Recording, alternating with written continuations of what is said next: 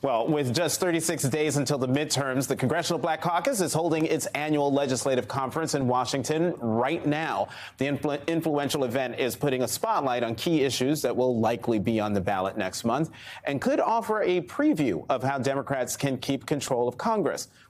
Joining me now in studio is host of Politics Nation, Reverend Al Sharpton. He is also founder and president of the National Action Network and the author of Righteous Troublemakers, Untold Stories of the Social Justice Movement in America. And one more point, it's his birthday tomorrow. So birthday boy, Reverend Al Sharpton, thank you very much for coming back to the Sunday show. Thank you. Glad to be with you always. So what's the mood among Democrats? Again, this is CBC weekend. Tons of folks are around. What's the mood among Democrats? And are they still as confident today about their prospects in November as they were at the beginning of the summer? You know, at the conference the last couple of days, I sense a real determination. The mood is that they are determined that they are not going to allow us to go back into the Trump era. I think the energizer, more than anyone, is Donald Trump. The fact that he's remained visible, doing rallies all over the country, fighting with the government over his Mar-a-Lago keeping of documents, has reminded people of, if they relax, we could easily go back to this. Because if you look at the poll numbers in Georgia, in Florida, in Pennsylvania, they're close. This is not a given. And I think that it was a lot of determination. Last night at the annual dinner, both the president and vice president spoke, which I had not seen. And I've been going to Black Caucus dinners for decades. And they really laid out what they have done geared toward the black community. That messaging is what I think they're going to have to do in the next 4 weeks. Well, you brought up polling, so let's talk about Georgia, because a recent Fox News poll shows Democratic Senator Reverend Raphael Warnock leading Herschel Walker by about 5 points. But should we trust that lead? I mean, could he lose to Herschel Walker? Well, one is 5 points is not that much if you've got a margin error of 3 or 4. Secondly, given the caliber of candidate that Herschel Walker has proven himself to be so far, I can't imagine why it would even be that close. Thirdly, are they saying he's down to try and energize their base, that this is within grasp? But don't forget, we're talking about a runoff there if somebody doesn't get 50%. And if you go back into a runoff, can they bring their voters out? And how much does Warnock and his campaign energize that base? And then you don't have Stacey on, if there's Stacey Abrams, who's running for governor in that same race, you don't in a runoff. So I think the Warnock people, I've not talked to Reverend Warnock about that. We've talked about issues.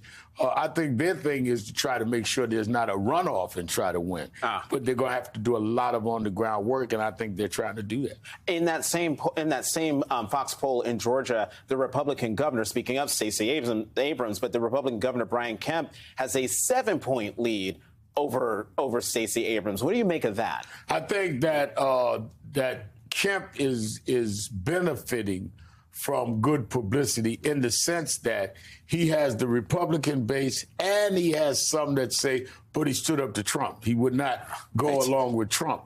But I think you cannot underestimate Stacey Abrams on the ground with real organization, and she's probably one of the most gifted candidates that could be governing this country. So I wouldn't worry about the polls if I was Stacey. Stacey has a stealth kind of operation. National Action Network has an office there in Atlanta, and I'm told she has an on-the-ground operation that I think should not be underestimated. I think that last time, if they had not moved the polling site, she'd have won last time. If she brings that vote back out, she can win this time. And yet, I'm wondering what you think of the impact of a federal judge's ruling against her 2018 voting rights lawsuit after her first campaign against Kemp back in 2018 on her ability to get black voters out. I think that the fact that they ruled against the lawsuit might make black voters come out, because sometimes you have to use the weight of your opposition to defeat them. And I think that if anyone knows political martial arts, it's Stacey Abrams. Right. Well, that is true. Can we talk about Wisconsin real quick? Yeah. Because at the beginning of the summer, Lieutenant Governor Mandela Barnes, African-American, was doing quite well. Now he's getting hammered on television with ads from incumbent Republican Senator Ron Johnson, who is hammering him on crime and public safety. And now Barnes's poll numbers are dipping. How can he push back against those attacks? Painting him as dangerous. I think that Mandela Barnes, who I've not talked with lately, has a very good campaign image. But he has not gone back after Johnson in the sense that he should call it what it is. This is a Willie Horton strategy. They are trying to play the Willie Horton, show the black guy a criminal, and scare people based on the subtleties of race, and in this case, not so subtle. And I would have commercials saying, do we really want to go back to this kind of America? When you look at Johnson, who's done everything from like ending Social Security 1 minute, no, I want to save it today, all kinds of stuff. And now you're going to pull a race card because you've been caught out in your inconsistency. I think that Barnes could bring that home late in the campaign.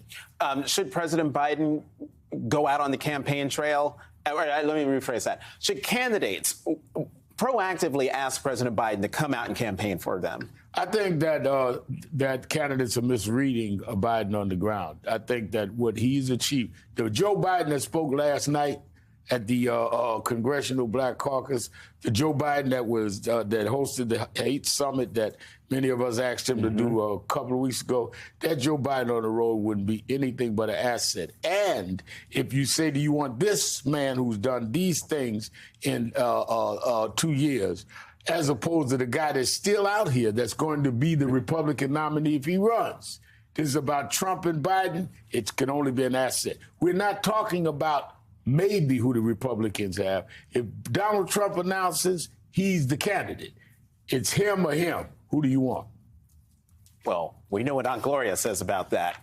It takes an old white dude to beat an old white dude. And she said that about Joe Biden against Donald Trump. And if there's a rematch, I think we know who Aunt Gloria thinks. And I think win. Aunt Gloria has been dealing with white dudes a long time. She knows what she's talking about.